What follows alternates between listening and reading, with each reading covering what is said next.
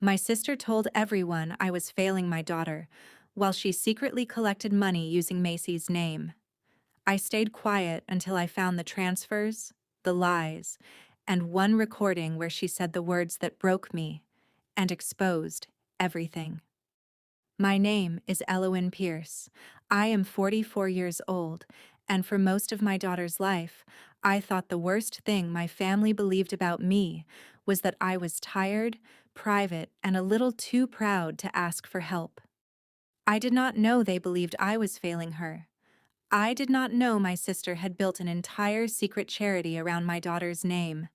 I did not know that while I was packing lunches, paying co-pays, working double shifts, and checking my daughter's homework at the kitchen counter with one eye half closed from exhaustion, my sister Kendra was texting our relatives pictures of Macy's school backpack, her soccer cleats, her inhaler, and telling them I could not afford to keep up. I found out on a Sunday afternoon in my aunt's sunroom with a plate of untouched fruit salad in my lap when Kendra looked across the room at me and said, "You should be grateful I keep this family from seeing what kind of mother you are."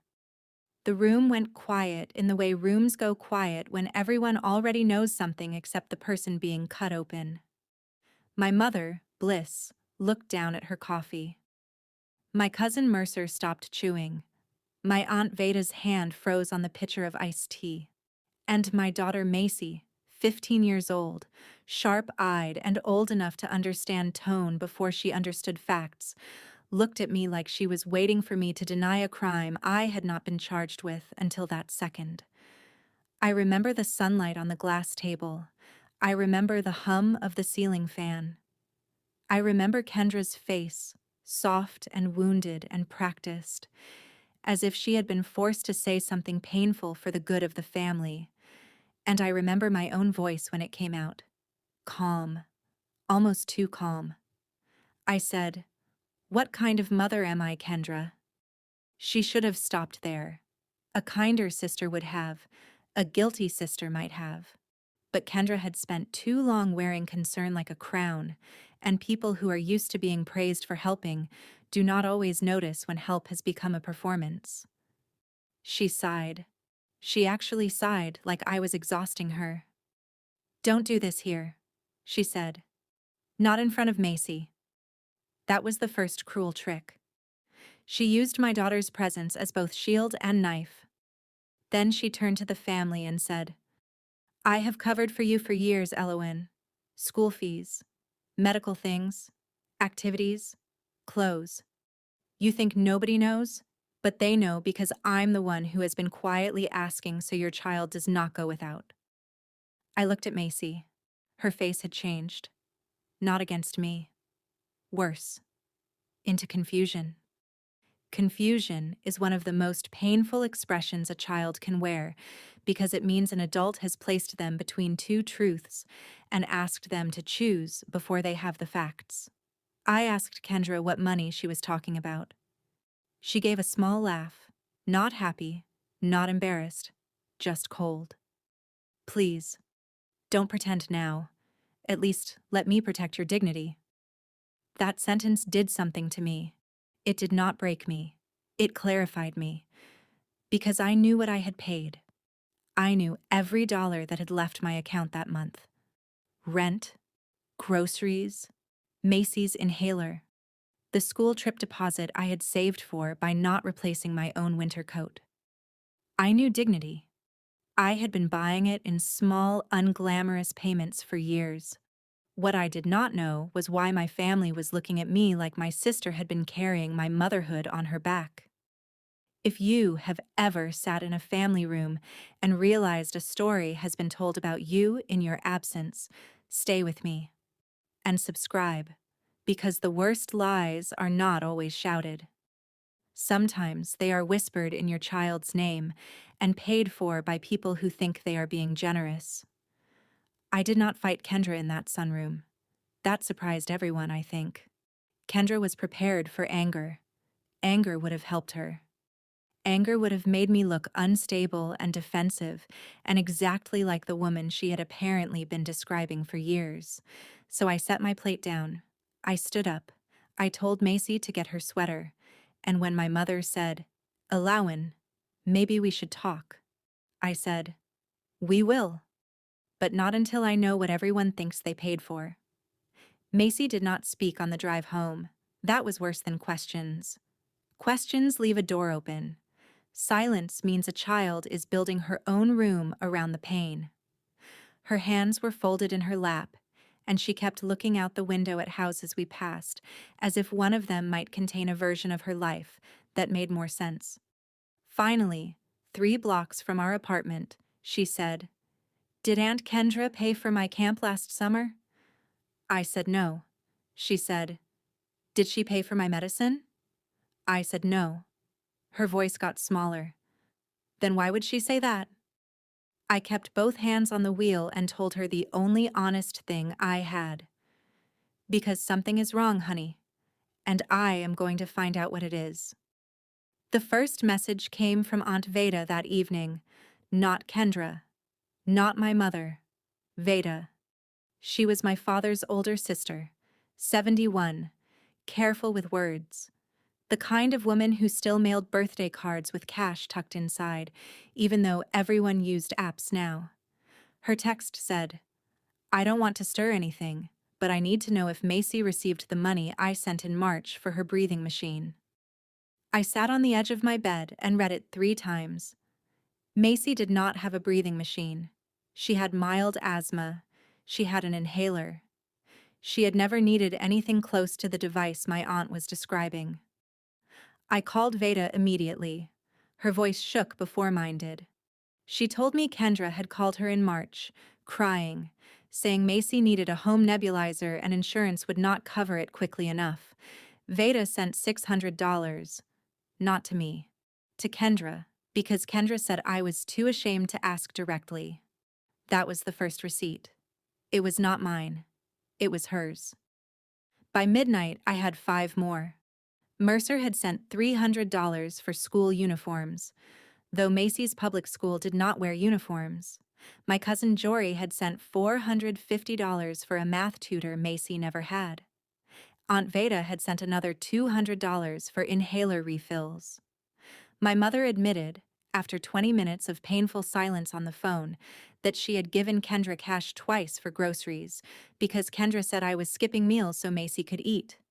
That one made me stand up and walk around the room because sitting still with that kind of insult felt dangerous. I had skipped meals, but not because I could not feed my daughter. I had skipped meals the way mothers sometimes do at the end of a long week. Quietly, strategically, making eggs stretch and pretending soup is a choice.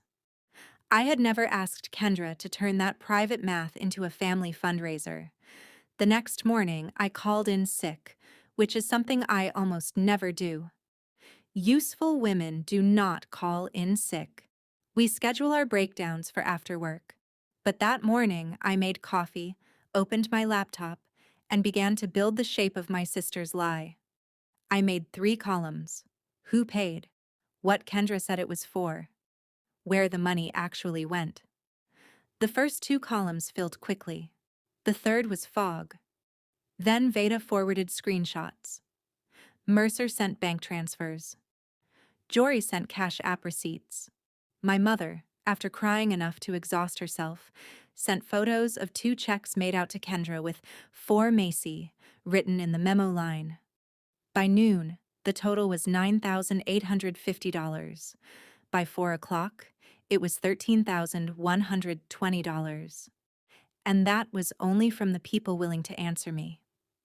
Kendra had not stolen one large thing. She had harvested sympathy in small amounts, using my daughter as fertile ground.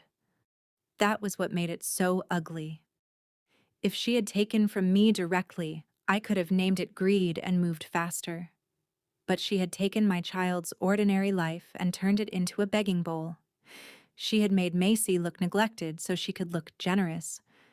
She had made me look like a mother too proud, too broke, or too careless to provide. And the family, bless them and blame them, had believed her because belief was easier than asking me a humiliating question. At 6 that evening, Macy came into my room and saw the papers spread across the bed. She did not ask to see them. She just stood there in her socks, looking at the names. "Was it a lot?" she asked. I wanted to say no. Mothers lie downward to children. We make storms sound like rain. But Macy was 15, and lies had already done enough damage in my house. I said, "Yes." Her eyes filled, but she did not cry. "Did they think I was poor?" she asked. That question cracked something in me deeper than Kendra's insult. I said, "No, baby. They thought they were helping." Macy looked at the floor. Helping who? I had no answer. Not yet. The recording came 2 days later, and it came from the last person I expected. My uncle's wife, Celine, had always been polite to me in the distant way of people who do not want to get involved, but enjoy knowing enough to have opinions. She called me at work and said she had something I needed to hear. Her voice was flat, ashamed. She had accidentally recorded part of a call with Kendra 3 weeks earlier because her phone was connected to her car system, and she had been trying to save a voicemail from her doctor. On the recording, Celine asked whether she should send money directly to me this time. Kendra laughed. Not loudly, not wickedly, casually. That was the worst part. She said, "No, don't send it to Elowen. She'll make it weird. Send it to me. Use the kid's name. People pay faster when they think it's for Macy." I played that line once. Then again. Then a third time, because sometimes the body refuses to believe the ear. Use the kid's name. People pay faster. Not my niece. Not Macy. The kid. My daughter had been reduced to a button my sister knew how to push. The old anger rose in me then. The hot kind. The kind that wants noise and broken dishes and a dramatic scene in a driveway. I let it rise. Then I put it in a chair and made it wait. I had been a mother too long to let anger drive while my daughter was in the back seat. Tell me in the comments if you have ever had to stay calm, not because the situation was small, but because it was too big to trust your first reaction. That is the part people never see. The discipline it takes not to become the version of you a liar is hoping for. I did not call Kendra. I did not send the recording. I did not warn my mother. I called a legal aid office first. Then I called the non-emergency police line and asked what documentation would matter if money had been collected under false pretenses using a minor's name. Then I called every relative I could reach and asked for one thing only. Send me proof of anything you gave Kendra that was supposed to be for Macy. I did not explain more than that. People wanted comfort. I gave them instructions. Comfort could wait. Evidence could not. By Friday night, I had a folder thick enough to make my hands ache. Screenshots, transfers, memo lines, voice messages, the recording, and a timeline that ran back nearly 2 years. 2 years.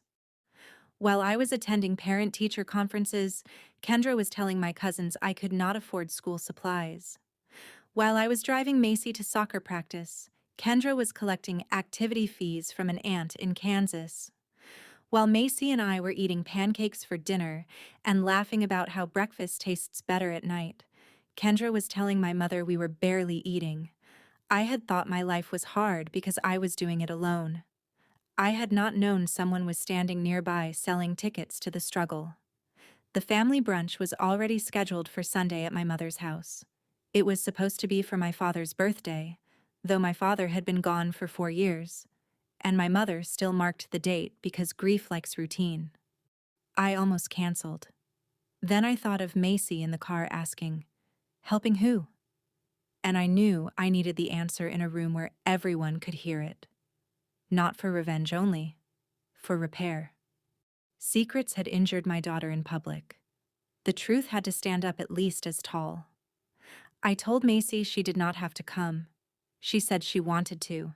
That scared me. Children should not have to witness adults being exposed. But she said, "It was my name." And that was the truest sentence in the house. So I let her come, with one condition. She did not have to defend me, herself, or anyone else. She only had to sit beside me and leave whenever she wanted. She nodded like a girl older than 15, and I hated every adult who had helped make her feel that way. Kendra arrived at brunch carrying lemon bars and wearing a cream sweater that made her look gentle. That was one of her talents. She could dress like forgiveness before anyone knew what she had done. She kissed our mother. She touched Macy's shoulder. Macy moved half an inch away. Kendra noticed. Her eyes flicked to me. Something like suspicion passed through her face, but she smiled over it. "Teenagers," she said. "Always moody." I sat down at the dining table and placed the folder in front of me. Not hidden, not dramatic. Just there. Halfway through brunch, Kendra started. Liars often do when they sense control slipping. My Aunt Veda asked Macy how school was, and before Macy could answer, Kendra said, "She's doing better now. It takes a village, right?" A few people murmured. My mother closed her eyes. I put my fork down. "Actually," I said, "I think we should talk about the village." Kendra laughed. "Elowen, not today." I looked at her. "Especially today." The room shifted. That old family quiet returned, but this time I was not the only one outside the secret. This time I held it. I began with the transfers, not the recording. Not yet. The recording was the blade, and I wanted them to see the body of the lie before I showed them the cut. I handed Aunt Veda her own screenshot. $600 for a breathing machine Macy never needed. Then Mercer. $300 for uniforms her school does not require. Then Jory. $450 for a tutor she never had. Then my mother. Cash for groceries I was never told about. Each person looked at their own proof first, because shame is easier to accept when it arrives with your name on it. Kendra's face changed slowly. Confusion first, then annoyance, then calculation. I had watched her my whole life.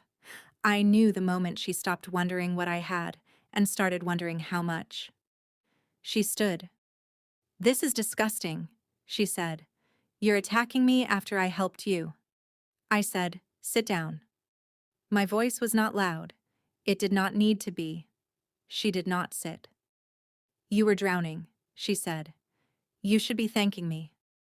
Macy's hand found mine under the table. I turned the final page. The total. $16,780. That was where the room lost its breath. My mother whispered, "Kendra." Not angry yet, broken first. Mothers of daughters often break before they accuse. Kendra looked at her and saw an opening. "I did what I had to do because Elowen is too proud," she said. "Macy needed things." I asked, "What things?" Kendra's mouth opened. Nothing came out clean. School, medical, life. I pressed play. Celine's car audio filled my mother's dining room, her voice first, asking if she should send money directly to me. Then Kendra's voice, casual as a grocery list. "No, don't send it to Elowen. She'll make it weird. Send it to me. Use the kid's name. People pay faster when they think it's for Macy." Nobody moved. The silence after a recording is different from other silences. It has proof inside it. Kendra sat down then, not because I told her to, but because her legs seemed to understand before her pride did. Macy's fingers tightened around mine. I did not look at her yet. If I looked, I might have stopped. And I was not finished. "I filed a report yesterday," I said. "Every person here who sent money will receive a copy of the documentation. You can choose whether to make statements. I am also having a repayment agreement drafted. Any money collected in Macy's name will be returned to the people who gave it or placed into an account for Macy that Kendra cannot touch. Those are the only options I am willing to discuss." Kendra began to cry, loudly. The same cry she had used in beauty salons, parking lots, and phone calls for years. "You called the police on your own sister?" she said. I looked at Macy, then back at Kendra. "You used my daughter as a receipt." That was the sentence that ended the performance. Not because Kendra accepted it, she did not, but because everyone else did. I watched it move around the table. The understanding, the sickness, the terrible adjustment of memory. Every message they had received from her rearranged itself in their minds. Every time they had looked at me with pity. Every time they had praised Kendra for stepping up. Every time Macy had been hugged a little too tightly by relatives who thought she was surviving a mother's failure. My sister had not only stolen money, she had stolen the way my child was seen. The legal part took months. Real revenge does not finish in one dramatic afternoon. It moves through paperwork, phone calls, statements, uncomfortable meetings, and people saying they do not want to get involved after they have already been involved with their wallets. Kendra repaid the first amount after receiving a letter from an attorney, then another. Then she agreed to a structured repayment plan because fraud reports have a way of making pride negotiable. Some relatives asked for their money back. Some asked that it go into Macy's education account. Aunt Veda cried when she signed her statement. She kept saying, "I should have called you." I told her yes, she should have. I did not soften it. Some truths need to stay sharp long enough to teach. Kendra and I did not speak for 7 months. My mother tried to mend it too soon, because that is what mothers do when one child has set fire to the house and the other refuses to pretend it is warm. I told her I was not interested in peace that required Macy and me to swallow the smoke. That hurt her. I let it. I had spent too many years managing everyone's pain except my daughter's. The hardest part was Macy. Not the money. Not Kendra. Macy. For weeks she asked small questions at strange times. Did Aunt Veda think I was sick? Did Grandma think we were poor? Did people feel sorry for me? Did you do something wrong? That last one nearly took me to the floor. I told her no. Then I told her something better than no. I showed her the bills. I showed her the payments I made. I showed her how a budget works and how adults can struggle without failing, how asking for help is not shameful but lying in someone else's name is. She listened. She learned. And one night, while we were making grilled cheese, she said, "So Aunt Kendra made everyone think she was saving me, but you were already taking care of me." I said yes. She flipped the sandwich too early and cheese spilled into the pan. Then she said, "That's embarrassing for her." And for the first time in months, we laughed. A year later, Kendra sent Macy a birthday card with no money in it. Just a note. "I am sorry I used your name." Macy read it, folded it, and placed it in a drawer. She did not forgive her that day. I was proud of that. Forgiveness is not a performance children owe adults so the room can feel clean again. Kendra sent me no card.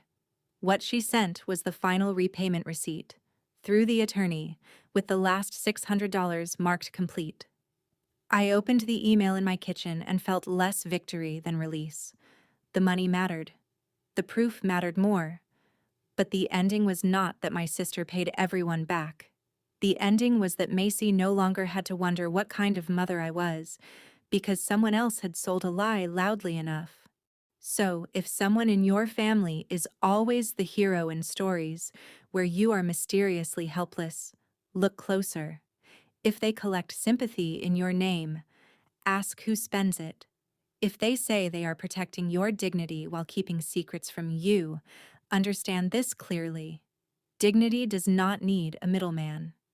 And if they use your child, your illness, your grief, or your struggle as a key to other people's wallets, do not argue with the performance. Bring receipts.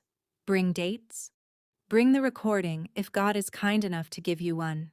If this story reached something in you, Tell me in the comments about the person who turned your private struggle into their public halo. And subscribe, because sometimes the quiet mother is not hiding shame. Sometimes she is gathering proof strong enough to make the whole room finally hear the truth.